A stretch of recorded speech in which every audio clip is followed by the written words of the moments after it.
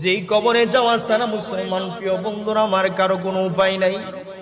দুদিন আগে পরে তোমাকে আমাকে ওই ভয়ঙ্কর কবরের মধ্যে যেতেই হবে।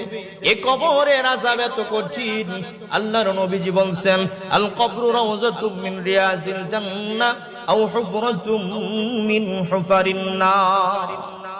এই কবরটা হয়তোবা তোমার জন্য জান্নাতের একটা বাগান হবে, জান্নাতের এরকম ভাবে একটা গার্ডেন হবে, বাগিচা হবে। নয়তোবা তোমার জিন্দেগীর আমলনামা যদি খারাপ হয়, তোমার জিন্দেগীর আমলনামাগুলো যদি খারাপ হইতে থাকে রে প্রিয় বন্ধুরা আমার, তাহলে এই কবরটাই হবে তোমার জাহান্নামের গর্ত সমূহের মধ্য থেকে একটি গর্ত। আল্লাহর নবীজি বলেন, ওই নাফরমান বান্দা বান্দিটাকে যখন কবরের ভিতরে রাখা হয়, আত্মীয় স্বজন 40 কদম মাত্র যাইতে দেরি হয়, এমন সময় দুইজন অত্যন্ত ভয়ঙ্কর আকারের ভয়ঙ্কর